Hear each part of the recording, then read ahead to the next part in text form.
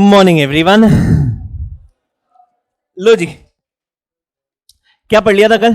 Preference revision पहले फटाफट और फिर आगे के प्रेफरेंस देखते हैं। अच्छा, कल सबसे पहले हम लोगों ने प्रेफरेंस शेयर्स मीनिंग देखा। प्रेफरेंस शेयर्स कौन से होते हैं? विच सर्टनली इज नॉट इक्विटी, और जिसका इक्विटी के ऊपर प्रेफरेंस होता है। प्रेफरेंस हम लोग दो जगह देते हैं, पहला payment of dividend during the life time, and second repayment of capital at the time of winding up, है ना। वो आपके प्रेफरेंस शेयर्स होते हैं। फिर आपने कुछ टाइप्स ऑफ प्रेफरेंस शेयर्स पढ़े थे कल। अच्छा, कौन कौन से? सबसे पहले आप लोगों ने रिडीमेबल और इरिडीमेबल प्रेफरेंस शेयर पढ़ा। रिडीमेबल जो एक स्पेसिफाइड टाइम पीरियड के बाद रिडीम हो जाते हैं, आपने ऑलरेडी बताया कितने टाइम के बाद। दूसरे इरिडीमेबल प्रेफरेंस शेयर्स जो कभी भी रिडीम नहीं होते, लेकिन इन प्रेफरेंस शेयर्स की भी मैक्सिमम लाइफ कितनी होती है? 20 ईयर्स। और वही अगर किसी इंफ्रास्ट्रक्चर कंपनी ने इंफ्रास्ट्रक्चर प्रोजेक्ट के लिए इशू किए तो उस केस में 30 ईयर्स है। अच्छा, फिर उसके बाद कन्वर्टेबल नॉन कन्वर्टेबल पढ़ा था। कन्वर्टेबल जो एक पर्टिकुलर पॉइंट के बाद इक्विटी शेयर्स में कन्वर्ट हो जाते हैं, और नॉन कन्वर्टेबल जो कन्वर्ट नहीं होते, directly on due date redeem हो जाते हैं, are non convertible preference shares. फिर क्यूमुलेटिव नॉन क्यूमुलेटिव पढ़ा था। क्यूमुलेटिव मतलब डिविडेंड जिस पे अक्यूमुलेट हो जाता है, are cumulative preference shares. Non cumulative preference shares कौन से होते हैं? जिसपे डिविडेंड अक्यूमुलेट नहीं होता। अगर किसी पर्टिकुलर फाइनेंशियल ईयर में डिविडेंड नहीं पे किया कंपनी ने, तो साल का डिविडेंड आपका लैप्स हो जाता है, are non cumulative preference shares. And आपके participating and non participating. Participating कौन से होते हैं? जो कंपनी के एक्सेस प्रॉफिट्स में पार्टिसिपेट करते हैं, पार्टिसिपेटिंग। और जो पार्टिसिपेट नहीं करते हैं, राइट, वो नॉन पार्टिसिपेटिंग होते हैं। So again, participating non participating की आप बात करो, इफ नथिंग स्पेसिफाइड, मतलब बाय डिफॉल्ट वो प्रेफरेंस शेयर कौन सा है? नॉन पार्टिसिपेटिंग प्रेफरेंस शेयर है। ये सब डिस्कस कर लिया था। फिर हम लोगों ने आई थिंक सारी कंडीशंस पढ़ी थी कि कंपनी जब प्रेफरेंस इशू करती है तो क्या क्या चीजें आपको ध्यान में रखनी है। सो सबसे पहले आप लोगों ने पढ़ा था टर्म। कितना टर्म हो सकता है? 20 ईयर्स। Infrastructure company 30 years. अच्छा, उसके बाद प्रेफरेंस जब भी आप रिडीम करते हैं, कहां से रिडीम करते हैं? इधर आउट ऑफ प्रॉफिट्स और फ्रेश इशू। आपने कोई भी फ्रेश इशू किया, उससे पैसा मॉपअप किया, और वो सारा का सारा हम लोगों ने प्रेफरेंस रिडेम्पशन के लिए यूज कर लिया था। उसके बाद जो प्रीमियम का अमाउंट होता है ऑन प्रेफरेंस रिडेम्पशन, वो कहां से आता है? एसपीए से हम लोग यूटिलाइज करते हैं। नाउ, जितने से आपने प्रेफरेंस कैपिटल रिडीम किया, इतने से ही हमने CRR at the same time create करना है। और अगर ड्यू डेट पर आपके पास सफिशिएंट पैसा नहीं है, तो उस केस में क्या करेंगे? सबसे पहले जनरल मीटिंग, स्पेशल रेजोल्यूशन। दूसरा एनसीएलटी का approval. Very good. And last, मतलब सेम टर्म्स पे हम लोग वापस नए प्रेफरेंस शेयर्स सारे के सारे प्रेफरेंस शेयर होल्डर्स को इशू कर देते हैं, which in itself implies that company ने प्रेफरेंस रिडीम कर दी है। मतलब पुराने जो प्रेफरेंस खत्म हुए हैं, उसके अगेंस्ट आपने सेम वैल्यू के प्रेफरेंस शेयर्स नए इशू कर दिए। ये सब कल डिस्कस किया था, है ना। चलिए आगे देखते हैं। उसके बाद प्रोसीजर आप लोग लिखने वाले थे, नहीं लिखा? 1 2 3 4। ओह, शॉर्ट में कैसे लिखना है ऐसा?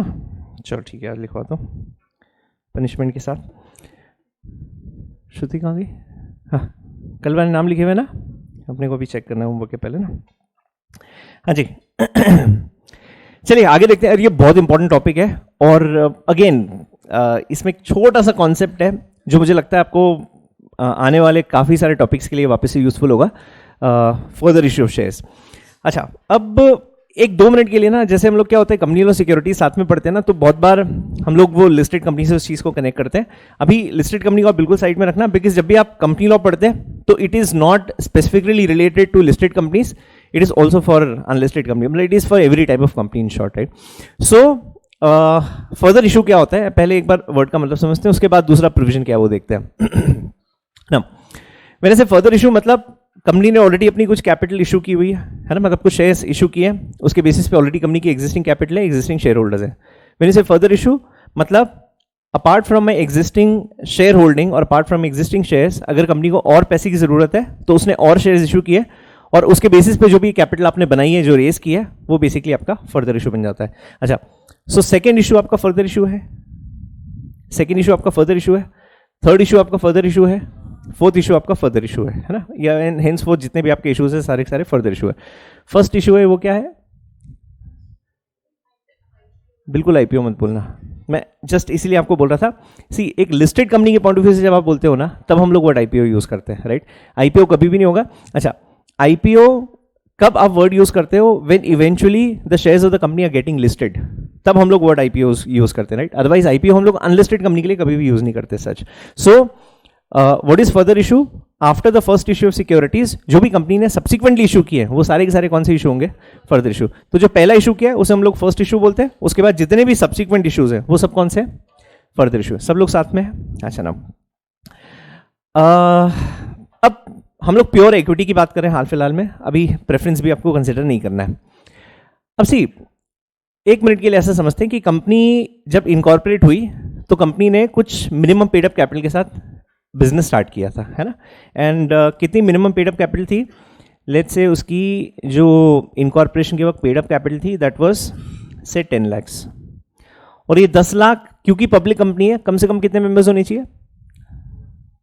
पब्लिक कंपनी के मिनिमम मेंबर्स कितने? 7। तो 7 लोगों ने मिलकर 10 लाख की कैपिटल सब्सक्राइब की, है ना? ये भी नहीं देना आफ्टरनून के, है ना? तो 10 लाख की कैपिटल कितने लोगों ने सब्सक्राइब किया? 7 लोगों ने मिलकर सब्सक्राइब किया। अच्छा, अब मैं अगर आपसे पूछता हूं कि कंपनी के एग्जिस्टिंग शेयर होल्डर्स कौन है?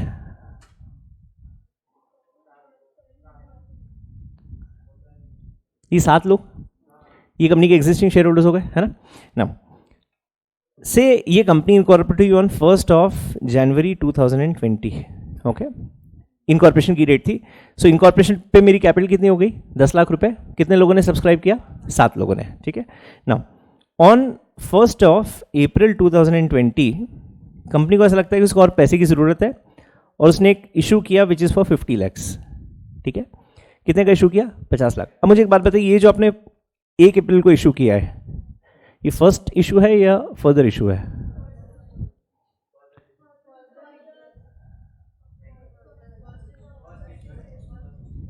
क्वेश्चन समझ में आ रहा है क्या एवरीवन?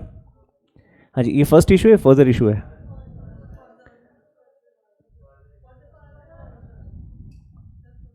हाँ जी, फर्स्ट इशू है। अरे बाप रे ऐसी हालत है क्या? अच्छा, फर्दर इशू है, सबका यूनानिमस, फिर सभी का फर्दर इशू है।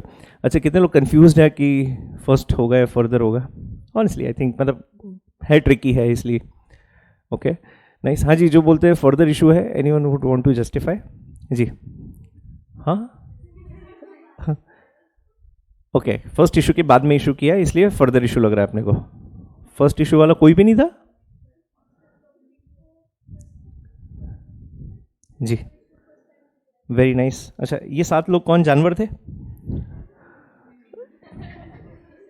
हाँ, अच्छा वो सब्सक्रिप्शन था। हाँ, नहीं एक्चुअली सही बात बोल रही है, वो सब्सक्रिप्शन था। एक अब बात समझना सुनना, सी जब आप बोलते हो ना सब्सक्रिप्शन, सब्सक्रिप्शन इनकॉर्पोरेशन के पहले होता है, सब्सक्रिप्शन इनकॉर्पोरेशन के बाद नहीं होता। सब्सक्रिप्शन कब होता है? इनकॉर्पोरेशन के पहले। अच्छा, क्या सब्सक्राइब करते हैं मैम? मेमोरेंडम आर्टिकल सब्सक्राइब करते हैं, है ना? तो सब्सक्रिप्शन हो गया आपका, कंपनी इनकॉर्पोरेट हो गई। इनकॉर्पोरेशन के बाद अब कंपनी शेयर्स इशू करती है, राइट? अच्छा, इनकॉर्पोरेशन के पहले आपने शेयर्स दिए थे क्या? नहीं, दे ही नहीं सकते थे। क्यों? कंपनी एग्जिस्टेंस में नहीं थी। तो कंपनी कब आई? इनकॉर्पोरेशन के बाद। तो इनकॉर्पोरेशन के बाद कंपनी ने जब पहली बार अपना शेयर इशू किया है, वो हो गया फर्स्ट इशू। वो कौन सा हो गया? First issue. तो ये जब 1 अप्रैल को मैं 50 लाख के फर्दर शेयर्स ऑफर कर रहा हूं, is this the first issue of securities और फर्दर इशू ऑफ सिक्योरिटीज? ये फर्दर इशू है। समझ में आ रहा है एवरीवन? अच्छा ना, अब जब 1 अप्रैल को आप 50 लाख के शेयर्स ऑफर कर रहे हो, लेट्स से, एक मिनट के लिए समझना, ये जो 7 लोग हैं यहाँ पर बैठे हुए 7 लोग हैं, है ना? इन लोगों ने कंपनी के 10 लाख शेयर्स सब्सक्राइब किए। तो अगर मैं आपसे पूछता हूं कि इन लोगों का, 7 लोगों का कंपनी के ऊपर कंट्रोल कितना है? कंट्रोल कितना है? 100%। तो क्योंकि कंपनी की कैपिटल कितनी थी? 10 लाख रुपए। तो इन लोगों के पास टोटल कंट्रोल कितना हो गया कंपनी का? 100% है ना? अच्छा, 50 लाख की जगह ना 1 मिनट के लिए 20 लाख समझना, आपको वो थोड़ा कैलकुलेशन में आसान रहेगा, है ना? तो 10 लाख की फर्दर इशू है कंपनी की। अच्छा, अब कंपनी ने 1 अप्रैल को वापस से 10 लाख के फर्दर शेयर्स इशू करने। अब जब आपने फर्दर शेयर्स मान लीजिए इन लोगों को ना देकर आप लोगों को दिए, ठीक है? आप लोग कौन है? आप लोग कंपनी के एग्जिस्टिंग शेयर होल्डर्स है? नहीं, ये सारे एग्जिस्टिंग शेयर होल्डर्स हैं। आप लोग थर्ड पार्टीज हैं कंपनी के लिए। हाल फिलहाल में आपसे कंपनी ने 10 लाख रुपए लिए। अब जैसे ही कंपनी ने आपसे 10 लाख रुपए आपने दे भी दिए, जब आपने 10 लाख रुपए दिए कंपनी को, सो जो एग्जिस्टिंग शेयर होल्डर्स थे, पुराने वाले जो 7 लोग थे, इनका कंट्रोल कंपनी में कम हो गया। तो पहले जो 100% था, अब इनके पास 50% है, और जो पुराने वाले हैं इनके पास भी 50% है, सब लोग साथ में। अच्छा, मतलब जब भी कंपनी फर्दर इशू करती है, राइट, एग्जिस्टिंग शेयर होल्डर्स का कंट्रोल कंपनी में कम हो जाता है। सब लोग साथ में, एग्जिस्टिंग शेयर होल्डर्स कंपनी में शेयर होल्डर्स का कम हो जाता है। तो इसलिए प्रोविजंस कैसे आए, जब सेक्शन 62 इन्होंने लिखा तो इन्होंने क्या बोला, इसलिए हम फर्दर इशू राइट्स इशू दोनों साथ में ही पढ़ रहे हैं, कि जब भी कंपनी फर्दर शेयर्स इशू करती है, राइट, जब भी कंपनी फर्दर शेयर्स इशू करेगी तो हमेशा पहला राइट, पहली अपॉर्चुनिटी अपने एग्जिस्टिंग शेयर होल्डर्स को देगी। पहली अपॉर्चुनिटी किसको देगी? एग्जिस्टिंग शेयर होल्डर्स को। क्यों? ताकि उनका कंट्रोल कंपनी में बना रहे। अच्छा, मेरे को नहीं चाहिए एग्जिस्टिंग शेयर होल्डर्स, कोई रीजन है, मेरे को उसकी शक्ल ही पसंद नहीं है, जस्टिफाइबल है? बिल्कुल भी नहीं। तो पहली अपॉर्चुनिटी मेरे को हमेशा किसको देना है? मेरे एग्जिस्टिंग शेयर होल्डर्स को देना है फर्स्ट। अगर मेरे एग्जिस्टिंग शेयर होल्डर्स मुझे 10 लाख देने को तैयार है तो फिर तो सवाल ही नहीं किसी और से पैसा लूंगा, राइट। उनका कंट्रोल कंपनी में बना रहेगा, मेरे को कैपिटल की जरूरत है, मेरे को कैपिटल मिल गई। तो पहली अपॉर्चुनिटी मैंने किसको दिया? Existing share holder. अगर एग्जिस्टिंग शेयर होल्डर्स ने मना कर दिया कि हम पैसा नहीं देंगे, तो उस केस में वो सारे के सारे शेयर्स आप किसी थर्ड पार्टी को ऑफर कर सकते हैं। बट पहली अपॉर्चुनिटी हमेशा आपको किसको देनी है? एग्जिस्टिंग शेयर होल्डर्स को। ये पहला प्रोविजन। सब लोग साथ में? अच्छा, दूसरा, अब इसमें एक और exception, for some reasons, right, it is not known, it is nowhere specified, for some reasons मेरे को अपने एग्जिस्टिंग शेयर होल्डर्स को शेयर्स नहीं देना है। मेरे को एग्जिस्टिंग शेयर होल्डर्स को शेयर्स नहीं देना है, मेरे को किसी थर्ड पार्टी को देना है, सीधे बाहर वालों को ही देना है मुझे। क्या मैं कर सकता हूं? तो उन्होंने एक एक्सेप्शन बना दिया, दे सेड अगर करना है तो आप किसी भी बाहर वाले को दोगे तो इनका तो कंट्रोल कम होने ही वाला है, तो आप इनकी परमिशन ले लो। आप इनकी परमिशन ले लो, और परमिशन ले लो मतलब आप जनरल मीटिंग में शेयर होल्डर्स की परमिशन लोगे, मतलब जनरल मीटिंग होगी, तो जनरल मीटिंग में हमने स्पेशल रेजोल्यूशन पास करना है। जनरल मीटिंग में आप क्या करेंगे? स्पेशल रेजोल्यूशन पास करेंगे। क्लियर है सबको ये? अच्छा, अब अगर आपने शेयर होल्डर्स की परमिशन ले ली और वो आपको अलाउ कर रहे हैं कि मैं उनसे ना पैसा लेकर किसी थर्ड पार्टी से पैसा लूं, फिर ले लो। अल्टीमेटली नुकसान किसका हो रहा था? एग्जिस्टिंग शेयर होल्डर्स, तो उनकी आपने परमिशन ले ली। तो दो रूल्स, पहला, पहली अपॉर्चुनिटी हमेशा किसको दोगे? एग्जिस्टिंग को। एग्जिस्टिंग के पास 3 ऑप्शंस हैं, एग्जिस्टिंग शेयर होल्डर्स के पास 3 ऑप्शंस है, 3 अपॉर्चुनिटीज है। पहला एक्सेप्ट, दूसरा रिफ्यूज, थर्ड रिनाउंस। पहला क्या है? एक्सेप्ट, शेयर्स ले लिए। दूसरा रिफ्यूज, मना कर दिया। थर्ड रिनाउंस, आपने अपना राइट किसी और के फेवर में ट्रांसफर कर दिया, इज रिनाउंसिएशन, राइट। तो जो as an existing share holder मेरा राइट था, मैंने वही राइट उठाकर किसी और को दे दिया कि भाई मैं शेयर्स नहीं लेना चाहता, मेरी जगह तू ले ले। सी, अल्टीमेटली कंपनी को पैसा चाहिए। अब ऐसा तो नहीं है कि शेयर होल्डर पैसा देगा तो उसकी वैल्यू ज्यादा है, बाकी कोई बाहर वाला देगा तो उसकी वैल्यू कम है, या अच्छे नोट देते हैं, बुरे नोट देते हैं, ऐसा तो कुछ नहीं। अल्टीमेटली पैसा चाहिए मेरे को, मेरा एग्जिस्टिंग दे या कोई बाहर वाला दे, कोई फर्क ही नहीं पड़ता है, कैपिटल से मतलब है। सो एग्जिस्टिंग शेयर होल्डर्स के पास कौन सी 3 अपॉर्चुनिटीज है? पहला एक्सेप्ट, दूसरा रिफ्यूज, तीसरा रिनाउंस, मतलब अपना राइट किसी और के फेवर में ट्रांसफर कर देना है। अब अगर आपने राइट ट्रांसफर किया तो जिसके फेवर में राइट ट्रांसफर किया वो शेयर्स ले लेगा। अगर आपने रिफ्यूज कर दिया तो फिर मैं शेयर्स ऑब्वियसली किसी और को दे सकता हूं। आ रहे समझ में? और अगर कंपनी अपने एग्जिस्टिंग शेयर होल्डर्स को शेयर्स ना देना चाहे तो डायरेक्टली किसी थर्ड पार्टी को ऑफर कर सकती है, जनरल पब्लिक ऑफर कर सकती है, लेकिन उसके लिए क्या करना है? शेयर होल्डर्स की परमिशन लेनी है by way of a special resolution. हाँ जी,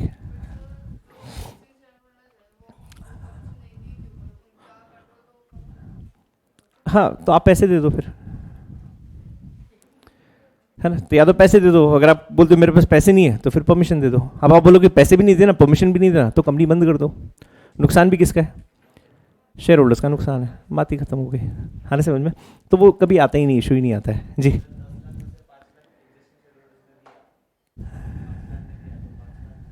बाहर से ले सकते हैं आप। इस इशू को कॉम्पोजिट इशू बोलते हैं। Composite is a combination of 2 और मोर इशूज। तो 5 लाख तक जो आपने एग्जिस्टिंग को किया है वो आपका राइट्स इशू है, और जो आपने थर्ड पार्टीज को किया है वो फर्दर इशू है, उसको कॉम्पोजिट बोलते हैं। हाँ जी, यहाँ तो कोई डाउट हो तो बताएं जल्दी से। ये पार्ट क्लियर है सबको? सो पहला, what do mean by further issue? Further issue मतलब क्या होता है? पहले इशू के बाद जो भी कंपनी ने सेकंड इशू किया वो सारे के सारे फर्दर इशू होते हैं। अच्छा, further issue when made to the existing share holders is called as rights issue, and if it is not made to the existing share holders but to the world at large, तो वो आपका basically further issue कहलाता है। अच्छा, company हमेशा पहली opportunity किसको देगी? एग्जिस्टिंग शेयर होल्डर्स को। एग्जिस्टिंग शेयर होल्डर्स के पास 3 अपॉर्चुनिटीज है, पहला एक्सेप्ट, रिफ्यूज, रिनाउंस, राइट। अच्छा, अब आप जैसे अब ये 2 ऑफर समझना है, एक और वर्ड है बहुत इंपॉर्टेंट है, ये मैं आपको सब पहली और आखिरी बार बता रहा हूँ, है ना। ये वाले ऐसे कॉन्सेप्ट में मैं कभी भी रिपीट नहीं करूँगा, इसलिए बिल्कुल ध्यान रखना। और इसमें तो एक एक गलती के लिए मतलब 50-50 बार लिखना ही है आपको। हाँ, अच्छा, what is prospectus? It is an offer document. कौन इशू करता है? कंपनी। किसे इशू करती है? इन्वेस्टर्स को, okay, instead of investors can be से जनरल पब्लिक, है ना, जनरल पब्लिक को इशू करती है। मतलब जब भी कंपनी एक जनरल ऑफर देती है या फिर ऑफर का नेचर जब जनरल होता है, मुझे पता नहीं होता मैं किसको ऑफर दे रहा हूँ, तो मैं प्रोस्पेक्टस इशू कर देता हूँ। So anyone can based upon that prospectus apply for the shares of the company, prospectus होता है। नाउ राइट्स इशू कंपनी किसको करती है? Is it for general public? नहीं, किसके लिए होता है? Existing. Is my audience defined? Are my investors defined कि मैं किसको ये ऑफर दे रहा हूँ, राइट? तो जब भी कंपनी राइट्स इशू करती है, राइट्स इशू के केस में कंपनी कभी भी प्रोस्पेक्टस इशू नहीं करती है। क्यों? क्योंकि प्रोस्पेक्टस का नेचर जनरल होता है, जबकि दूसरा जो डॉक्यूमेंट हम लोग बात करें which is called as letter of offer, letter of offer specific होता है। आ रहे समझ में? तो राइट्स इशू के केस में कंपनी कौन सा डॉक्यूमेंट इशू करती है? Letter of offer. किसको भेजेगी? एग्जिस्टिंग शेयर होल्डर्स को, ठीक है। सो जब भी आपका राइट्स इशू ओपन होता है, what do mean by rights issue open होता है कि जिस दिन से शेयर होल्डर्स शेयर्स लेना स्टार्ट करेंगे उससे कम से कम 3 दिन पहले, हम लोग लिखते हैं सारी की सारी चीजें, अभी बस मैं आपको समझा रहा हूँ सारा पूरा कॉन्सेप्ट। तो उससे कितने दिन पहले? 3 दिन पहले लेटर ऑफ ऑफर सारे के सारे शेयर होल्डर्स तक पहुंच जाना चाहिए, पहला रूल। समझ में आ रहा है? तो क्या भेजोगे? डॉक्यूमेंट क्या भेजोगे? Letter of offer. क्यों लेटर ऑफ ऑफर भेज रहे? प्रोस्पेक्टस क्यों नहीं भेज रहे? स्पेसिफिक है, जनरल नहीं है, डॉक्यूमेंट का नेचर जनरल नहीं है। तो लेटर ऑफ ऑफर आपने सारे शेयर होल्डर्स को भेजना है। अच्छा, कितने दिन पहले? 3 दिन पहले। जब भी आपका इशू ओपन होता है उससे कम से कम 3 दिन पहले आप लेटर ऑफ ऑफर भेजोगे ना। इशू टाइम पीरियड कितना है? मतलब कितने टाइम पीरियड तक आपका इशू ओपन रहेगा? Minimum 15 days, maximum 30 days. Minimum कितना है? 15, मैक्सिमम 30। अगर कोई प्राइवेट कंपनी होती है और उस प्राइवेट कंपनी के मेंबर्स ने, मतलब 90% मेंबर्स ने कंसेंट दिया है कि 15 दिन के टाइम पीरियड की जरूरत नहीं है, so in that case time period could be less than 15 days. ये किसके लिए रूल है? Private companies. Less than 15 days भी हो सकता है। कब? जब किसने अप्रूवल दिया है? 90% of their members in writing उन्होंने अप्रूवल दिया है, ठीक है। अच्छा, क्यों ऐसा रूल है? प्राइवेट कंपनीज में वैसे भी बहुत लिमिटेड मेंबर्स होते हैं। अब मेरे मेंबर्स ही सपोज 5 है, तो 5 के लिए मेरे को 15 दिन या 30 दिन तो ऑफर ओपन रखने की जरूरत नहीं है, वो तो एक ही दिन में मैं सबसे बात कर सकता हूं। तो उस केस में फिर जरूरत ही नहीं है। तो अगर 90% मेंबर्स ने कंसेंट दिया, so this time period could be less than 15 days. समझ में आ रहा है? अच्छा, और अगर एग्जिस्टिंग शेयर होल्डर्स को अपॉर्चुनिटी ना देकर मुझे थर्ड पार्टीज को ये जनरल पब्लिक को ऑफर देना है, तो उस केस में क्या करूंगा? जनरल मीटिंग में स्पेशल रेजोल्यूशन पास कर लूंगा। कोई कंफ्यूजन हो तो बताओ जल्दी से। एनीवन? ये पार्ट क्लियर है? चलो, अब प्रोविजन समझना। अच्छा ना, एक और बात है, अब थोड़ा सा ना एक लिस्टेड कंपनी के पॉइंट ऑफ व्यू से समझते हैं। अच्छा, लिस्टेड कंपनी की करंट मार्केट प्राइस होती है। करंट मार्केट प्राइस होती है। क्या होती है करंट मार्केट प्राइस? जिस प्राइस पर उसके शेयर्स मार्केट में ट्रेड होते हैं उसकी करंट मार्केट प्राइस होती है। से for example my current market price is ₹300, ठीक है। प्राइस कितनी? 300 रुपीज। कंपनी ने राइट्स इशू किया, या जो भी आपको अगर ऐसा लगा फर्दर इशू बोलना है, तो सपोज फॉर एग्जांपल उन्होंने फर्दर इशू किया, ये इशू किया उन्होंने 350 रुपीज पे। मार्केट प्राइस कितनी है? 300। राइट्स कितने में ऑफर किया? 350। Will people take? लेंगे कोई? नहीं। क्यों? मार्केट प्राइस कम है तो ऑब्वियसली मार्केट से खरीद लूंगा मैं, फिर क्यों ये सब लफड़ा करूं। अच्छा, मैंने 300 रुपये पे शेयर ऑफर किया, विल पीपल सब्सक्राइब नाउ? लेंगे? ले भी सकते, नहीं भी ले सकते हैं। Nice, okay. जब मैं मार्केट से शेयर्स खरीदता हूँ ना, ऑर्डर प्लेस किया, अगले ही सेकंड में शेयर्स मेरे अकाउंट में। राइट्स इशू में मैंने शेयर्स के लिए अप्लाई किया, आज अप्लाई किया, 30 दिन ऑफर ओपन था, 30 दिन के बाद अलॉटमेंट होगा, उसके बाद मेरे अकाउंट में शेयर्स आएंगे और उसके बाद कहीं मेरे को अपॉर्चुनिटी मिलेगी बेचने की। मतलब बाय द टाइम शेयर्स मेरे अकाउंट में आए 45-50 दिन लग जाते हैं। तो जब मैं पैसा आज दे रहा हूँ और मेरे पास ऑप्शन है कि शेयर्स मुझे आज मिल सकते हैं या 45 दिन के बाद, क्या प्रेफर करूँगा? प्राइस दोनों केसेस में सेम है, तो क्या प्रेफर करूँगा? आज। तो जब मैं 300 की चीज़ 300 में ऑफर कर रहा हूँ तो कोई 45 दिन वेट करेगा उसके लिए? सवाल ही नहीं है। तो 300 पे लेगा वो? बिल्कुल भी नहीं लेगा। अच्छा, मैंने यही शेयर मान लीजिए 250 में ऑफर किया, will you offer shares now? Definitely. क्यों? कम प्राइस में मिल रहा है। Now is this issue of shares at discount? Is this issue shares at discount? Discount नहीं है। 300 की चीज 250 में दे रहे हो। ओह, ये एक मुद्दे की बात है, हमेशा ध्यान रखना। Discount is always on the face value, it is never on the market value और द इशू प्राइस। तो 300 की चीज मैं 250 में दे रहा हूं, लेकिन उसकी फेस वैल्यू कल भी 10 थी, आज भी 10 है, तो ये डिस्काउंट नहीं है। तो क्या मैं 250 में राइट्स इशू कर सकता हूँ? Answer is yes. आ रहा है सबको समझ में? कोई कंफ्यूजन हो तो बताओ जल्दी से। अच्छा, तो क्योंकि आप शेयर्स डिस्काउंट पर ऑफर करते हो, राइट? ये डिस्काउंट किसके ऊपर है? मार्केट वैल्यू पे, फेस वैल्यू पर नहीं। किस पे डिस्काउंट है? मार्केट वैल्यू पे डिस्काउंट है। इसलिए in case of rights issue और फर्दर इशू आपको वैल्यूएशन रिपोर्ट लेना कंपलसरी है। हम लोग किसी भी रजिस्टर्ड वैल्यूअर से वैल्यूएशन रिपोर्ट ऑब्टेन करते हैं। क्यों? क्योंकि आप डिस्काउंटेड प्राइस पे शेयर्स ऑफर कर रहे हो। क्लियर सबको? सब लोग साथ में? बस इतने से प्रोविजन आई थी, कितना ध्यान रखना है आपको। हाँ जी, कोई डाउट हो तो बताओ जल्दी से। ये बहुत इंपॉर्टेंट है, इसमें मतलब छोटे छोटे क्वेश्चंस भी बहुत बनते हैं और केसेस आए हुए हैं 3-4 बार फ्रॉम सेक्शन 62। अच्छा, इसके पहले कौन कौन से प्रोसीजर्स आप लोगों ने पढ़े हुए हैं? इनफैक्ट दो प्रोसीजर नहीं थे। पहले हम लोगों ने इशू शेयर्स एट प्रीमियम पढ़ा है, section 52। Issue shares at discount पढ़ा है, विच इज़ 53। उसके बाद आप लोगों ने क्या डीवीआर पढ़ा है, DVR is 43।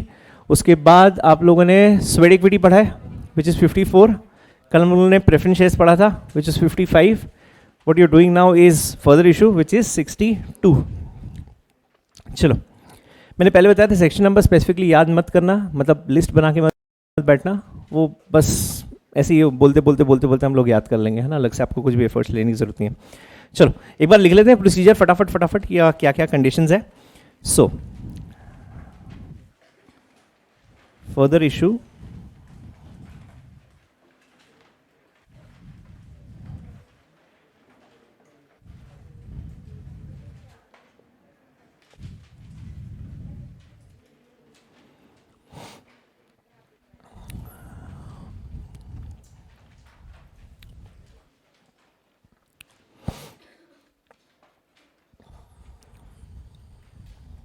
Further issue, rights issue ना। प्रोविजंस कैसे बता रहे हैं? सो दिस सेइंग, जब भी company, so if a company has to offer further shares, right, नए शेयर्स ऑफर करने, तो हमेशा फर्स्ट अपॉर्चुनिटी किसको दोगे आप? एग्जिस्टिंग शेयर होल्डर्स को। रीजन समझ में आ रहा है ना? क्यों? क्यों? उनका कंट्रोल कंपनी में कम हो जाता है। So first opportunity is always to the existing share holders. अच्छा, एग्जिस्टिंग शेयर होल्डर्स के पास 3 चॉइसेस है। Either they can accept the offer, second they can refuse the offer, third they can renounce. अच्छा, एक बात बताइए, जब आप रिनाउंस करते हैं अपना राइट, जो भी मैं एग्जांपल ले रहा था कि 300 का शेयर आपने राइट्स में 250 में ऑफर किया, है ना? तो जब मैं रिनाउंस करूंगा, सपोज मैं एग्जिस्टिंग शेयर होल्डर कंपनी का, मेरे पास 250 रुपये का राइट आया कि मैं 250 रुपये में कंपनी का शेयर खरीद सकता हूं, जिसकी प्राइस आज की डेट में 300 रुपये। अब जब मैं आपके फेवर में रिनाउंस करता हूं, तो आपके पास जो राइट आएगा वो 300 का आएगा, 250 का आएगा? 250 है। मेरा राइट क्या था?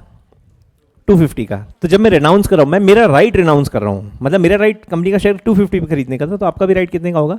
250 का। सो 3 अपॉर्चुनिटीज हैं। पहला accept, second they can refuse, और दे कैन रिनाउंस। हाँ सीजल, 250 वाला।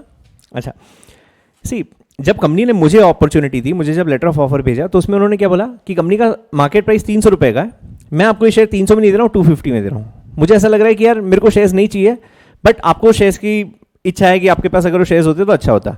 तो मैंने क्या किया, मैंने सेजल को राइट उठा के दे दिया एज इट इज। अब जब मैं आपको मेरा राइट दे रहा हूं, तो मेरा राइट था कितने का? 250 का। तो आपका भी जो राइट आएगा 250 का आएगा। सो 3 अपॉर्चुनिटीज। पहला एक्सेप्ट, रिफ्यूज, रिनाउंस। रिनाउंस का मतलब समझ में आ रहा है क्या होता है?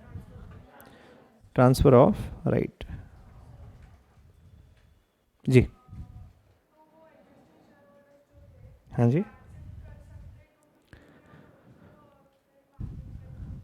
फिर बेच सकते हैं, एब्सोल्युटली बेच सकते हैं, 100% कर सकते हैं।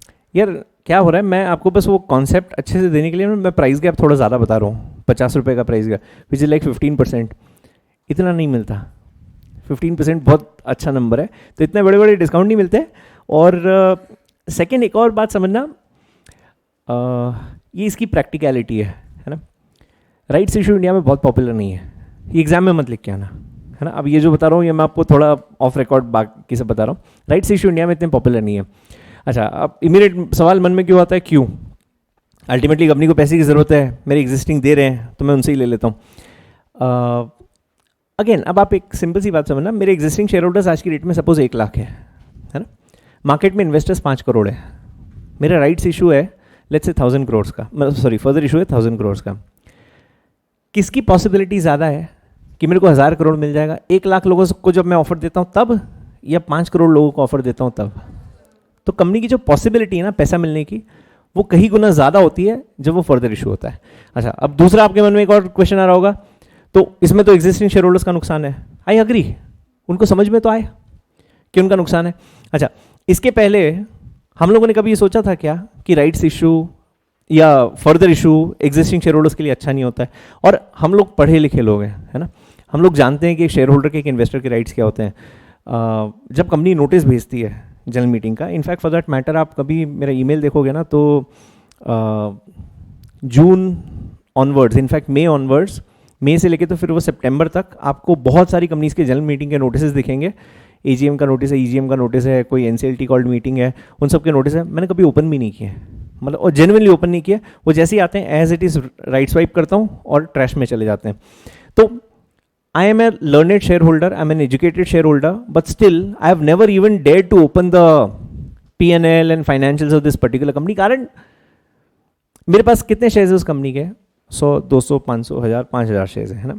उस कंपनी के प्रमोटर के पास कितने शेयर्स है? उस कंपनी के प्रमोटर के पास उस कंपनी की 70% इक्विटी है। अपने पास 500 शेयर्स हैं जो 0.7 टाइम्स 0.7 इतनी परसेंट भी नहीं है। तो किसको नींद नहीं आनी चाहिए? मुझे नींद नहीं आनी चाहिए, उस प्रमोटर को नींद नहीं आनी चाहिए। वो प्रमोटर की दिक्कत है, कारण उसने पैसा लगाया हुआ है। तो जब प्रमोटर को चिंता नहीं है तो मैं 500 शेयर्स में क्या उखाड़ लूंगा? तो और अच्छा, अगर कुछ गलत हो रहा है, he will be the first one to sell. तो जिस दिन वो बेचेगा उस दिन मैं भी बेच दूंगा। तो मैं तो कभी पढ़ता भी नहीं, कभी दिमाग भी नहीं लगाता हूँ। अच्छा, ये मेरा माइंडसेट है। अब भारत में मेरे जैसे सोचने वाले लोग भी हजारों लाखों होंगे, और दूसरा एक कैटेगरी नीचे जो आलस की वजह से नहीं पढ़ते हैं, उन वो तो अनगिनत है। मतलब भारत में नहीं, दुनिया में अनगिनत है। तो किसको परवाह है? और मेरे बैलेंस शीट पढ़ने से या मेरा उस कंपनी के नोटिस पढ़ने से उसका परफॉर्मेंस अगले साल इंप्रूव हो जाएगा, 5 गुना प्रॉफिट्स देगी कंपनी। ऐसा थोड़ी ना, कुछ होने ही नहीं वाला है, बाढ़ में जाए। तो पढ़ते ही नहीं लोग। तो जब आप बोलते हो ना कि शेयर होल्डर अपोज करेगा अगर आप फर्दर इशू करोगे, अपोज करने के लिए उसको समझ में आना चाहिए कि हो क्या रहा है। और अगर आपको डॉक्यूमेंट दिखाऊं ना, आई थिंक मिल जाएगा इसका एक हाथ तो मेरे पास।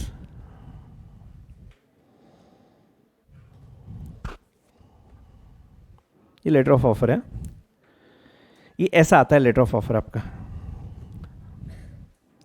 अच्छा, कितने पेज का है? 70 पेज का है। यहाँ दिख रहा है ना 70। ये इस फॉन्ट में ऐसा आता है। अच्छा, अपने नोट्स दिख रहे हैं आपको? ये अपने नोट्स है, स्पेस है, कलर है, ब्यूटी है, नॉलेज है, सब है। हाँ, तो भी हम लोग नहीं पढ़ते, है ना। ये देखना आप, ये तो इंडेक्स से थोड़ा अच्छा लगेगा आपको देख के। ये ऐसी हालत है। हाँ, ये आपको लगता है कोई पढ़ने वाला है? ये मतलब देख के इतना अनरोमांटिक, इतना बोरिंग सा लग रहा है। देखो तो लिखा हुआ है बेहिसाब। अच्छा, रेजोल्यूशंस की लेंथ देखना आप, ये बायबैक का रेजोल्यूशन है ना। अभी आपको बनाने हैं आगे सब। ये बायबैक का रेजोल्यूशन है ना। कहाँ से स्टार्ट हुआ? यहाँ से स्टार्ट हुआ है, डबल इन्वर्टेड कॉमर्स दिख रहे हैं आपको? अब गिनना, ये फर्स्ट पैराग्राफ है उसका, ये रेजोल्यूशन है। एक पेज खत्म हो गया, ये रेजोल्यूशन है पूरा। दूसरा पेज खत्म हो गया,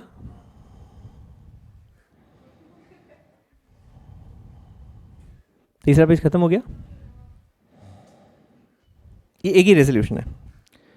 हाँ जी, तो ये दिक्कत समझ में आ रही है ना, क्या प्रॉब्लम है इसकी। अच्छा, तो यार ये एक टिपिकल आपका लेटर ऑफ ऑफर था, है ना, जो हम लोग मतलब सारे के सारे शेयर होल्डर्स को भेजते हैं। अच्छा, अब ये इतना बड़ा डॉक्यूमेंट 70 पेज का, वो पढ़ेगा बेचारा, उसके बाद समझने की कोशिश करेगा, उसके बाद डिसाइड करेगा weather he should invest in the shares of the company और नॉट। वो नेक्स्ट टू इम्पॉसिबल वाली चीज़ है। इसीलिए अपने आप ये सब इश्यूज बहुत सक्सेसफुल नहीं है। अच्छा, ऑब्जेक्शन लेने वाले लोग कौन होते हैं जनरल मीटिंग में? जो आपके इंस्टीट्यूशनल इन्वेस्टर्स होते हैं, जैसे कोई बैंक है, कोई म्यूचुअल फंड है जिसके पास कंपनी की 2% 5% इक्विटी है, वो लोग ऑब्जेक्ट करते हैं। अपने जैसे छोटे शेयरहोल्डर्स को समझ में भी नहीं आता क्या होता है। इनफैक्ट आप जब जनरल मीटिंग में भी जाओगे, I don't know if anyone of you ever experienced a general meeting, किसी कंपनी की जनरल मीटिंग गए आज तक? नहीं।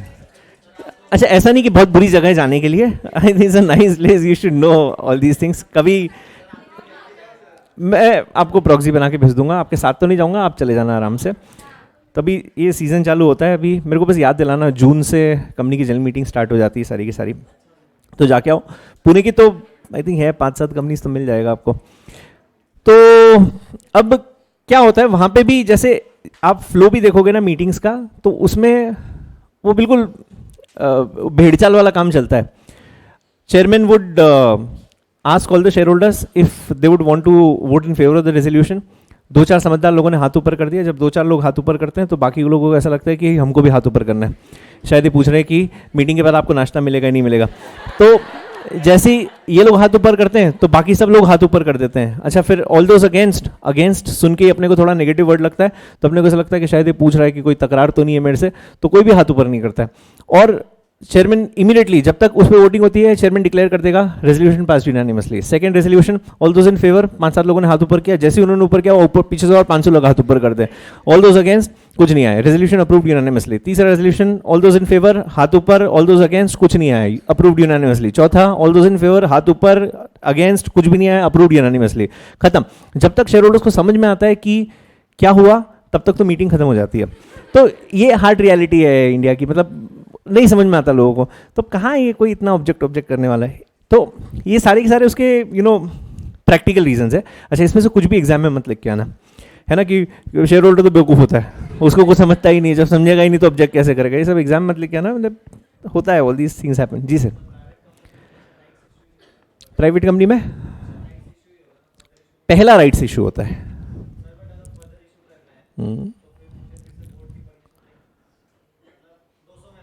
हाँ जी, 200 ऑलरेडी है क्या? हाँ, फिर नहीं कर सकता यार, 200 ऑलरेडी है तो नहीं कर सकता। अच्छा, लेकिन 2 भी हो सकते हैं ना, 2 भी हो सकते हैं ना, तो अगर 2 है तो फिर कर सकता हूँ। बस ये है कि लेटर ऑफ ऑफर बहुत लिमिटेड लोगों को दूंगा। आ रहा है समझ में? हाँ जी, माझ्यासाठी का नहीं ना? जी मैम।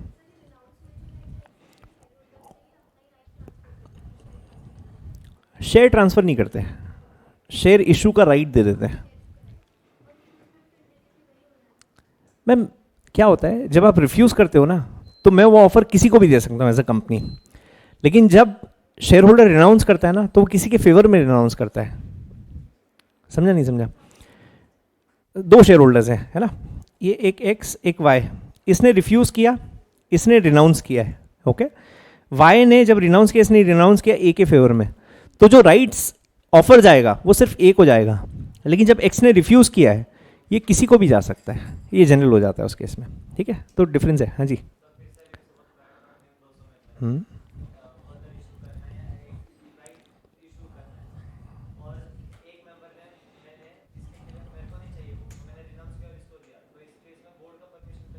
लगेगा ही, बिल्कुल, सवाल ही नहीं यार। देख, एक्चुअली क्या होता है, प्राइवेट कंपनी के जो फंड है ना, it's more of governed bye articles, because आपको ये पता नहीं होता है कि उस डेट पर मेरे नंबर ऑफ मेंबर्स कितने हैं। तो अगर 50 है ना, तो फिर कहीं कुछ दिक्कत नहीं है, लेकिन अगर 200 है तो फिर तो हर चीज़ की दिक्कत है। आप रिनाउंस भी नहीं कर पाओगे उस केस में, कारण रिनाउंस किया तो किसी और को आपके शेयर जाने, तो वो भी अलाउड नहीं उस केस में। रिनाउंस होगा ही नहीं सर। आपके एग्जिस्टिंग शेयर्स तो वैसे भी आपके पास है ना, जब मैं ऑफर दे रहा हूँ तो शेयर्स आपके पास है, तभी आपको मैंने ऑफर दिया है। तो आप वो ट्रांसफर भी करोगे तो बाद में करोगे, तो वो पॉसिबल ही नहीं उस केस में, है ना। हाँ जी, चलो। सो 3 अपॉर्चुनिटीज कौन कौन सी? एक्सेप्ट, रिफ्यूज और रिनाउंस। अच्छा, अब जब भी आप राइट्स इशू करोगे या राइट्स ऑफर दोगे, तो सबसे पहले लेटर ऑफ ऑफर भेजेंगे। लेटर ऑफ ऑफर किसको जाता है? एग्जिस्टिंग शेयर होल्डर्स को।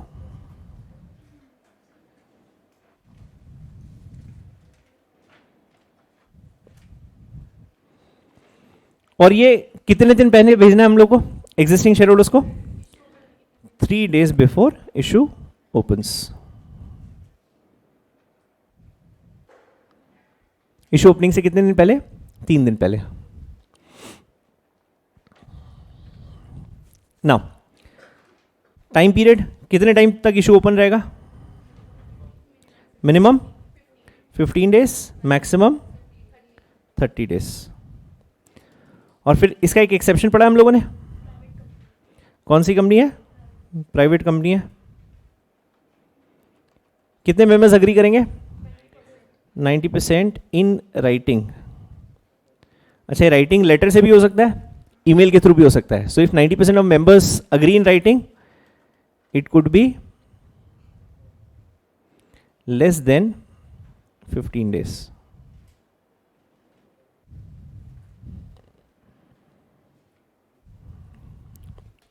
तो इस केस में आपका time period could be less than 15 days.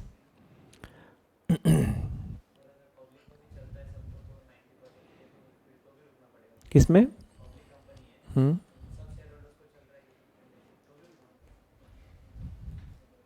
Option ही नहीं दिया। राइट्स इश्यू वाले लॉक इन आप पूछ रहे हो कि लॉक इन कुछ होता है नहीं होता? 100%। अलॉट हुए नेक्स्ट डे भेज दो। है राइट क्या ट्रांसफर होगा? उसमें राइट क्या होता है लेकिन? अरे नहीं, राइट्स इशू उसको सिर्फ इसलिए बोलते हैं क्योंकि वो एग्जिस्टिंग को जाता है। ऐसा राइट्स इशू में कोई एक्स्ट्रा राइट नहीं होता है। नॉर्मल शेयर जैसे होते हैं ना, ये भी पारी पास शेयर्स होते हैं। तो जो आपका नॉर्मल शेयर्स के ऊपर राइट होता है, सेम इसके ऊपर, इसमें भी वोटिंग है, उसमें भी वोटिंग है। इसमें सुपर वोटिंग है, दो वोट करूंगा, नथिंग। तो नॉर्मल जैसे इक्विटी शेयर्स होते हैं वैसे भी शेयर्स होता है, अलग से कुछ नहीं होता। हाँ जी, तो मिनिमम कितना टाइम पीरियड है? 15। मैक्सिमम कितना है? 30।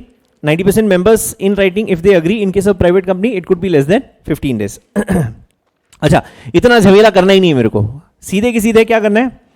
If shares are offered to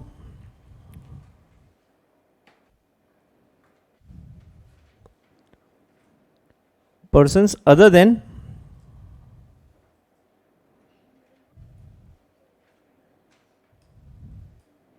existing shareholders। अगर existing को छोड़कर और किसी को शेयर्स ऑफर करने हैं तो उस केस में क्या करना है? 2 कंडीशंस। क्या करोगे? पहले जनरल मीटिंग में स्पेशल रेजोल्यूशन, एंड दूसरा you will have to obtain a valuation report.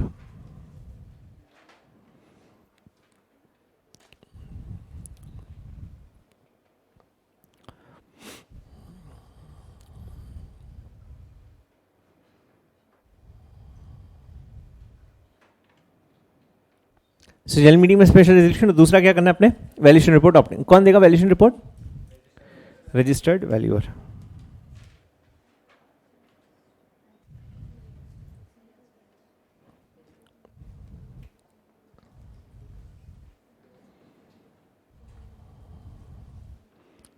First day ही है उनका, डन। चलो, अच्छा, इसके बाद अब यहां पर ना आपको कुछ एक्सेप्शंस दिए हैं। एक्सेप्शंस मतलब कौन से केस में आपको राइट्स इशू का प्रोविजन एप्लीकेबल नहीं होगा। इस पे लास्ट अटेम्प्ट एक क्वेश्चन था। अच्छा, एक मिनट समझना भी जरा।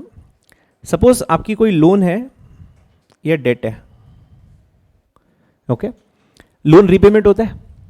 अब जैसे मान लें आपने किसी बैंक से लोन लिया, 5 साल का लोन था, 5 साल के बाद आपकी ऐसी कंडीशन नहीं कि आप लोन रीपे कर पाओ, तो बैंक ने आपको एक ऑप्शन दिया कि साहब आप लोन तो रीपे नहीं कर पा रहे हो, तो आप क्या करो? आप इसके लोन को कन्वर्ट कर दो इनटू इक्विटी।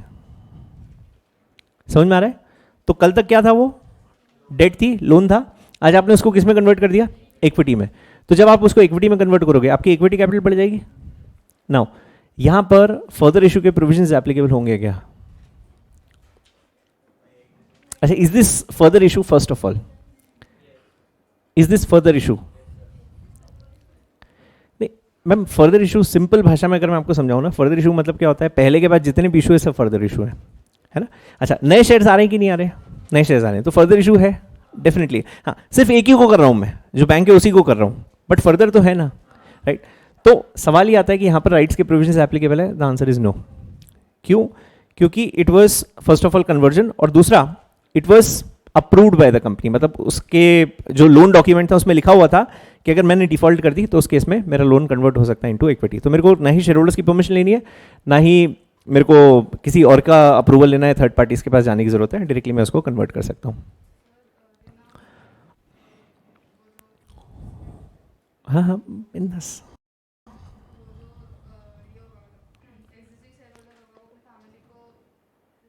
किसी को, अपनी फैमिली को, पड़ोसी की फैमिली को, जिसकी इच्छा उसको दे दो, कोई दिक्कत नहीं, किसी को भी दे सकता है, ऐसा कोई रूल नहीं है रिनाउंस के लिए, है ना। पहले राइट्स इशू कैसे करोगे?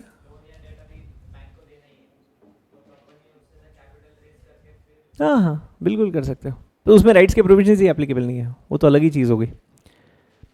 मैंने आपसे एक बात तो सुन, मैं कंपनी हूँ, आप बैंक है, मैंने आपसे 5 करोड़ का लोन लिया, आप 5 साल के बाद मेरे से मांगने आए, मैंने बोला पैसे ही नहीं साहब, आपने बोला लोन डॉक्यूमेंट में लिखा हो अगर तूने लोन वापस नहीं किया तो मैं तेरी लोन इक्विटी में कन्वर्ट कर दूंगा। मैंने कर दो, मेरे पास तो पैसे ही नहीं देने के लिए। तो मैंने क्या किया, मेरे शेयर्स आपको ऑफर कर दिए, है ना। तो कल तक वो लोन था, मेरी बुक्स में डेट कैपिटल लिखती थी, आज वो कम हो गया, मेरी इक्विटी कैपिटल लिखेगी, सिंपल डन। तो किसी भी तरीके का लोन या डेट अगर आप इक्विटी में कन्वर्ट करते हो उस केस में सारे प्रोविजंस आपको एप्लीकेबल नहीं है। क्लियर है? बस आई थिंक प्रोविजंस वाइज इतना ही है। अब एक बार प्रोसीजर भी हम लोग देख लेते हैं। तो ये जो आपने अभी तक पढ़ा है वो आपको एक बार बता देता हूँ। हाँ हाँ उसी पे आ रहे हैं। हाँ सो पहली अपॉर्चुनिटी किसको है? एग्जिस्टिंग शेयर होल्डर्स को। लेटर ऑफ ऑफर कितने दिन पहले भेजना है? 3 दिन पहले। कितने दिन ओपन रहेगा? Minimum 15, maximum 30 days. फिर वो एक्सेप्शन पढ़ा है आपने 90% private company in writing consent, it could be less than 15 days. अच्छा, शेयर होल्डर्स के पास 3 ऑप्शन है, एक्सेप्ट, रिफ्यूज, रिनाउंस। और अगर आपको थर्ड पार्टीज को करना है other than existing share holders तो क्या करना है? जनरल मीटिंग में स्पेशल रेजोल्यूशन और दूसरा वैल्यूएशन रिपोर्ट ऑब्टेन करना है। एक्सेप्शन जो भी मैंने आपको जस्ट बताया वो इसके एक्सेप्शन है। क्लियर है सबको? ये दिस वाज सेक्शन 62। प्रोसीजर एक बार लिख लें, ये मैं लिखवा देता हूँ आपको। व्हाट? तो ये तो लिखना ही पड़ेगा। नहीं नहीं नहीं, बीच में थोड़ी नहीं छोड़ूंगा, कोई चांस ही नहीं, इतना प्यार है ही नहीं मेरे को किसी से। बाहर में जा, लिखो, स्टार्ट करो। नाटक रोज के चोचले साले, ये ना चौथा लेक्चर लेने का यही ड्रॉप है। उत्तरी मजाक कर रहे हो? अभी तो 20 मिनट बचे। होमवर्क करेंगे ना, उसमें भी तो लिखना ही है। और उसमें कोई थोड़ी ना तुम फूल बरसाने वाला तुम्हारे पे, उसमें लिखना ही है, इसमें लिखना, लिखो। हाँ हाँ वो सब कर लेंगे, एक ही तो क्वेश्चन है, एक तो प्रोसीजर है और एक क्वेश्चन है ना, और आज का क्वेश्चन देना है मेरे को। चल लिखो राइट्स का प्रोसीजर।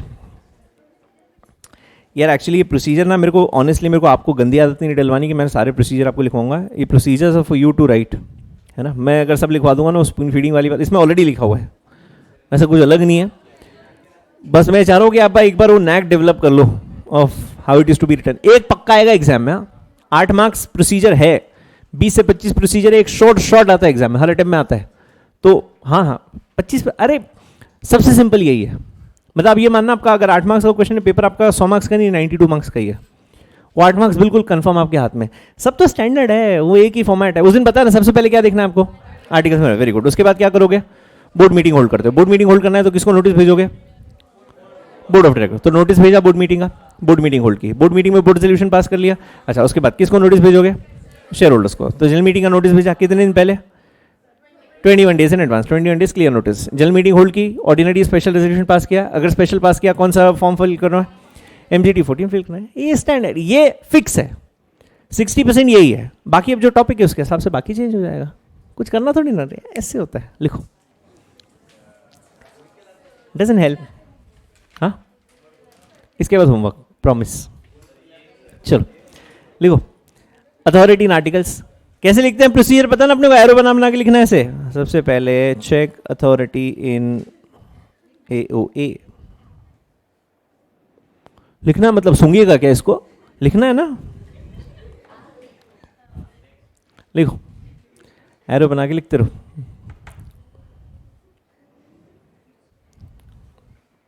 उसके बाद नोटिस ऑफ बोर्ड मीटिंग।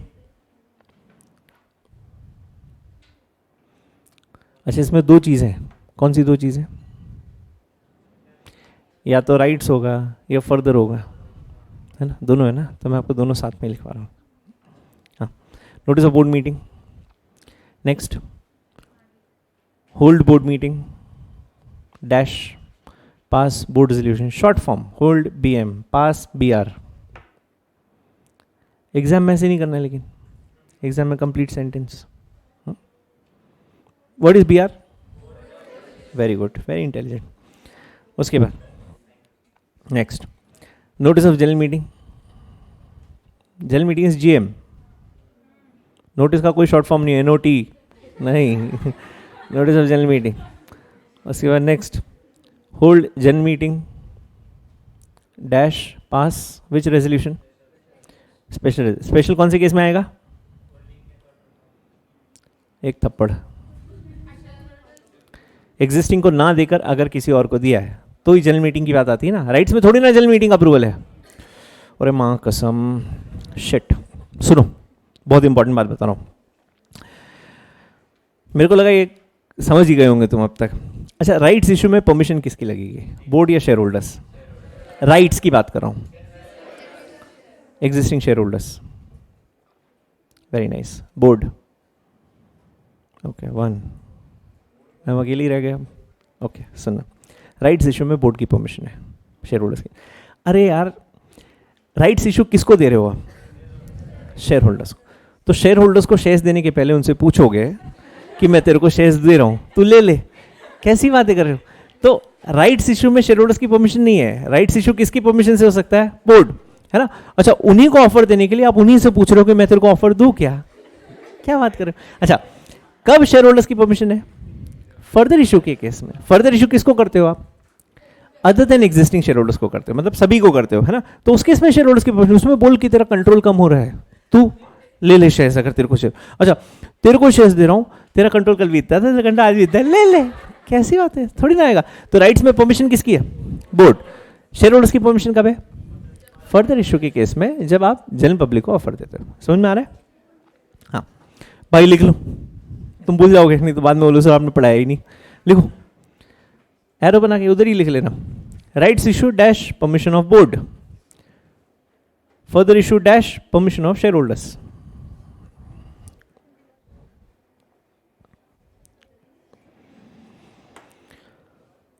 हाँ जी sir. Dash permission of board. Further issue dash permission of share holders.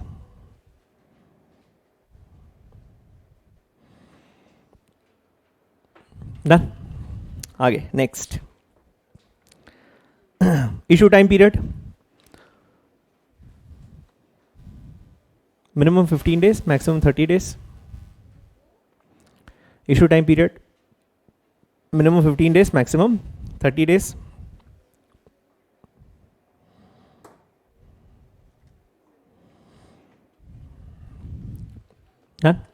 Next, share holders में एक्सेप्ट, रिफ्यूज, रिनाउंस. फट फट फट फट लिखो. शेयर होल्डर्स में एक्सेप्ट, रिफ्यूज, रिनाउंस. ये क्या लिख रहे हो आप?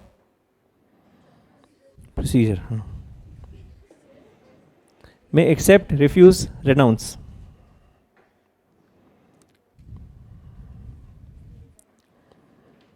अच्छा, कौन सा रेजोल्यूशन पास किया?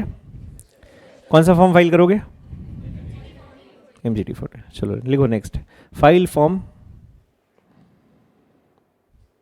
अब लिखते जाना. MGT 14 ब्रैकेट में लिखना स्पेशल रेजोल्यूशन. MGT. अच्छा, फॉर्म का नाम MGT ही है, फुल फॉर्म मत ढूंढना उसके. MGT इज मैनेजमेंट, तो मैनेजमेंट 14. INC इज इनकॉर्पोरेशन, तो इनकॉर्पोरेशन 1. उस फॉर्म का नाम ही MGT है. मैं शॉर्ट फॉर्म नहीं लिखवा रहा हूँ, उसका नाम ही MGT है. हाँ, तो MGT ही लिख के आना वहाँ पे एग्जाम में.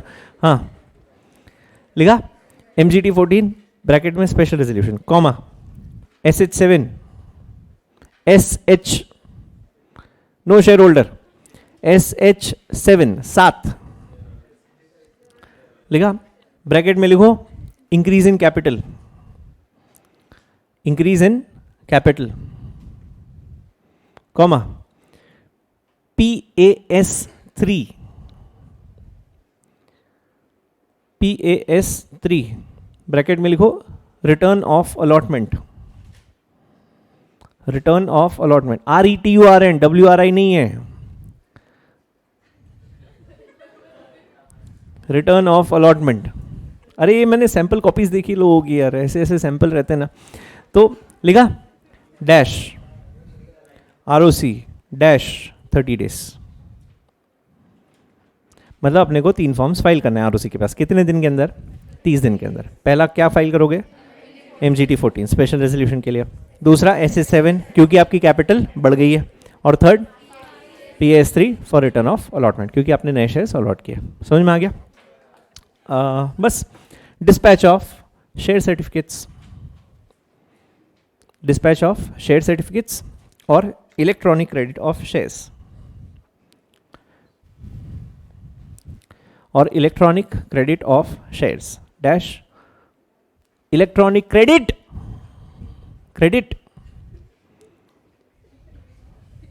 Of shares. हाँ याद हो, आपकी इंग्लिश बहुत अच्छी, मेरी बहुत खराब है, मेरी खराब होने के चांस थोड़े से कम है, I know that. Dash 2 months from allotment, 2 months from allotment. सारा नया माइक लगवाया एक तो मैंने तुम्हारे लिए, नाटक करते हो। 2 months फ्रॉम अलॉटमेंट, मैं ना फेंक के मारूंगा यही से साले, लाल नाक के साथ जाएगा बंदर साला। लिखा? हाँ, अभी होमवर्क का क्वेश्चन निकालो जल्दी से। क्या था?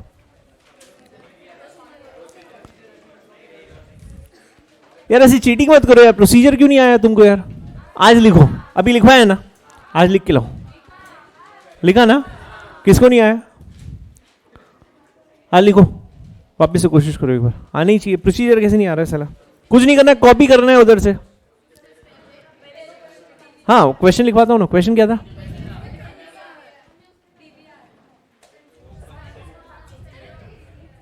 वो 23 विचार तो है। हाँ, उसके पहले का क्वेश्चन क्या है? मैं क्वेश्चन पढ़ लूँ, सबको सुनाई देगा, बहुत सारे लोग अनजान होंगे। हाँ, ओ माय गॉड, इतना बड़ा क्वेश्चन है तो आंसर दे। हाँ क्वेश्चन सुनो भैया। द कॉन्सेप्ट ऑफ, अरे भाई आप क्वेश्चन नंबर दे रहे हो कि नहीं दे रहे हो उसको, कि रोज क्वेश्चन 1 ही लिखते हो? अगर रोज एक ही दूंगा तो रोज क्वेश्चन 1 नहीं लिखना अपने को, सीक्वेंस में, है ना? आगे चलते जाना, रोज एक एक एक एक। कितने लिख लिए आपने? 5-6 लिखे क्या अभी तक? 8 क्वेश्चन हो गए, वेरी नाइस। क्वेश्चन नंबर लिखना, और सुनो इधर, इधर देखो रे, 2 आंसर्स लिखते हो आप रोज, एक आपने लिखा, एक मैंने लिखवाया, उसमें लिखना कि आपका कौन सा है, मेरा कौन सा है। चीटिंग नहीं करने का बाद में, है ना? समझ में आना चाहिए कि आपने गलत लिखा, मैंने सही लिखवाया आपको। बाद में तुम ऊपर नीचे कर दोगे, बोले सर आपको कुछ आता ही नहीं है सर। हाँ देखो जरा क्या लिखा हुआ है यहाँ पे। The concept of DVR has ever been questioned by share holder community, believing that it takes away the predominant right of voting. मतलब शेयर होल्डर्स का ऐसा मानना है कि DVR इशू उनके राइट्स हैम्पर करता है, अफेक्ट करता है, क्योंकि उनसे वोटिंग छीन लेता है, keeping them away from the corporate decision making, जिसकी वजह से वो डिसीजन मेकिंग में पार्टिसिपेट नहीं कर सकते। Explain the concept of DVR, ये क्वेश्चन था, बस ये एक ही था। Very nice. चलो यार ये बहुत अच्छा क्वेश्चन है, ये मैंने मतलब खैर वहीं बना के दिया था आपको उसी वक्त। ऐसे क्वेश्चंस ना एक्चुअली में बिल्कुल मचलन मचा देते हैं, और जिसने जेन्युइनली अच्छे से पढ़ा है ना बस वही एक्चुअली लिख पाता है। अब इसके लिए आपकी कॉन्सेप्चुअल क्लैरिटी बहुत ज़रूरी है। एक आध क्वेश्चन पेपर में ऐसा आता ही आता है जो किसी टॉपिक या सेक्शन से रिलेटेड नहीं होता है, उसमें आपको बहुत जनरल ज्ञान देना है। This is one of those questions जहाँ पे आपको वो कॉन्सेप्ट इलेबोरेट करना है कि what that concept is all about, है ना? कितने लोगों ने लिखा है? ओके सॉरी, नहीं लिखा है। 1 2 3 4 5, आप दोनों रहने दो। आप एब्सेंट थे? नहीं, प्रेजेंट थे। हट झूठी। हाँ सॉरी सॉरी सॉरी सॉरी, चढ़ जाते हैं अरे थोड़ी सी देर में। और इधर अली क्या हो गया तेरे को? नाइस। हाँ ज़रा नाम चढ़ाओ आज के सबके, अपन कल वालों का देखते हैं अभी, होमवर्क पनिशमेंट इनका। नहीं नहीं ये बोल के गई थी वो, अली का लिखो सबसे पहले। अली तेरे लिए 5 बार है, 3 बार नहीं है। और कौन है पीछे? मैम आज परत नहीं?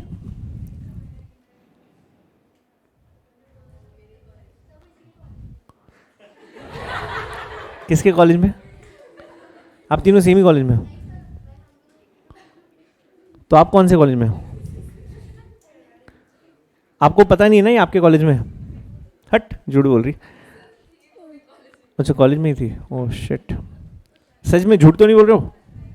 हाँ लड़की अच्छी है, ऐसे झूठ नहीं बोलती। और इधर कौन है डिफॉल्टर? तू तो मुंह बंदी रख। सोनू गुप्ता क्या हो गया डूड तेरे को? हाँ कहाँ नहीं आया था? आया ही नहीं। हाँ नाइस, ट्राई किया था ईमानदारी से। राजेश शर्मा की कसम, देख दोस्त है तेरा भाई, सुख दुख का साथी है तेरा, सोच लियो पक्का ना। और शर्मा जी अपने को क्या हो गया? कॉलेज तेरे को आ गया था लेकिन वो तेरी बहुत चोट हो गई तो लाइफ में यार। गलत हो रहा है। और कौन था भाई डिफॉल्टर? अब मैम आप रहने दो, अभी आप एब्सेंट थे। और शिखा जी क्या हो गया अपने को? हाँ बहुत कोशिश की, रात भर संघर्ष कर रही थी, बस जम नहीं पाया, ऐसा कुछ हो गया क्या? 2 लाइन भी नहीं आई अपने को, इतना टफ था। अच्छा कल आप थे ही नहीं। हाँ नाइस, ऐसा बोलो ना, सच बताओ जरा। हाँ अब कल वाले, अभी एक बार मैं आंसर लिखवा दूँ, फिर जरा कल वाले डिफॉल्टर निकालना, अभी उनको मुर्गा बनाते हैं अपन। ओह कल कंपनी में कुछ था ही नहीं ना। अच्छा वो सिक्योरिटीज के डिफॉल्टर, ओह ओके नाइस। लिखो, नहीं अली का लिखो बस, ये जेन्युइन केस लग रहा है मेरे को। यस आज तो ठीक लग रहा है। I know it is genuine. I know it is genuine. Nonsense. तुझे को genuine बोलना भी नहीं आता है, साल है। हाँ तो क्या था आंसर? लिखो भैया फर्स्ट पॉइंट। अच्छा कोई एक सुना तो दो, किसने बहुत अच्छा आंसर लिखा है? बोल जाते हैं।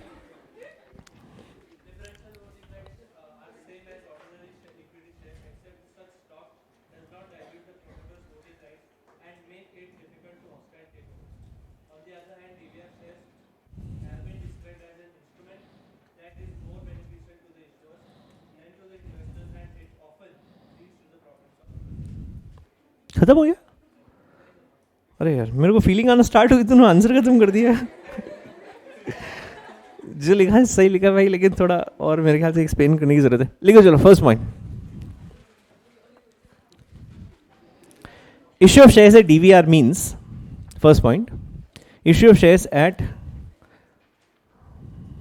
oh sorry at नहीं, with, issue of shares with DVR, with DVR means equity shares are offered, means equity shares are offered to the public,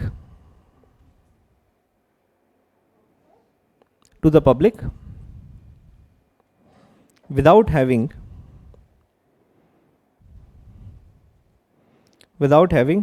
voting rights on these shares,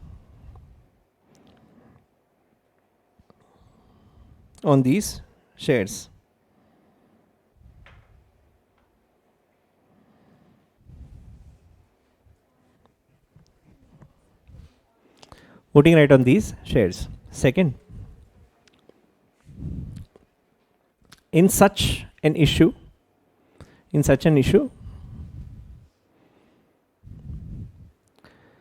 the shareholders sacrifice the right of voting. The shareholders sacrifice the right of voting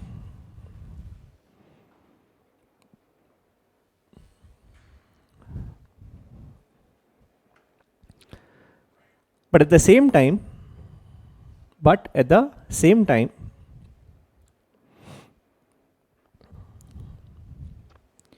the company compensates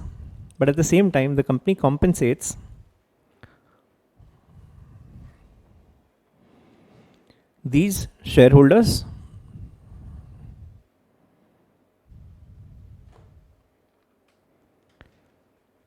either by extra dividends,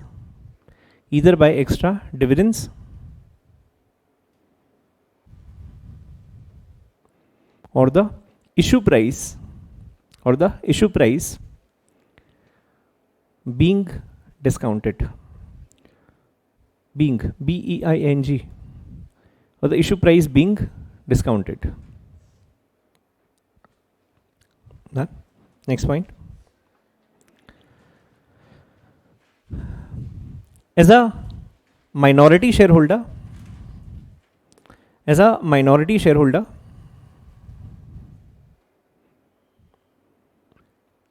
DVR issue may be a boon. DVR issue may be a boon, BOON, to them. DVR issue may be a boon to them. Boon म्हणजे वरदान. Boon to them as they hardly participate in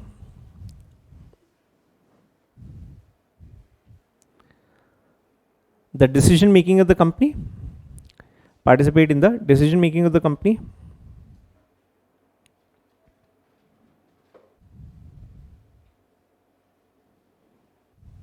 or even if they do,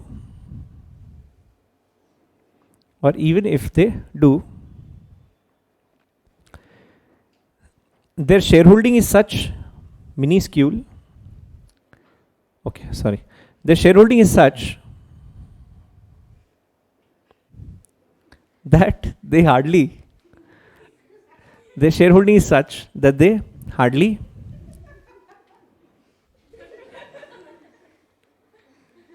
pattern चाहिए क्या है?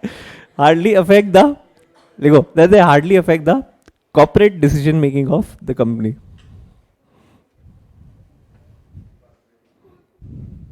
Ma'am पैदा हुए थे तो आप हंसे थे कि रोए थे? Affect the corporate decision making of the company. Affect the corporate decision making of the company.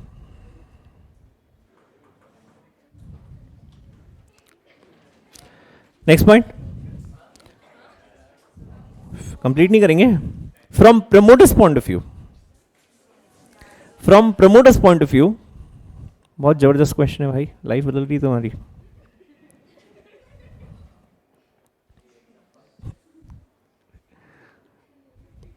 पैसे से दे दे क्या आपको हंसने का? From promoters point of view,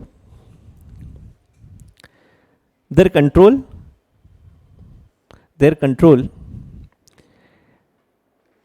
in the company is unaffected.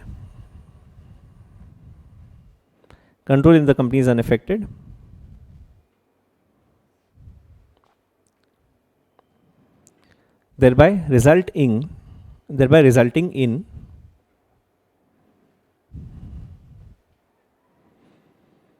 unchanged control.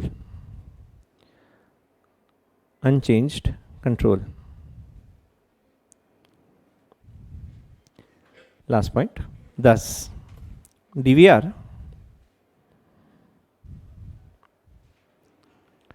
does justice, DOES, does justice to both promoter shareholders as well as small shareholders.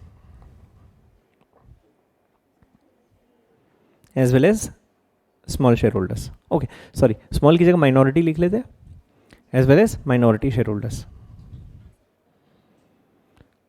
Done? Question लिखो. Preference shares are non-cumulative. Preference shares are non-cumulative unless expressly stated to be cumulative. Non-cumulative unless expressly stated to be cumulative. Done? कल discuss करते हैं.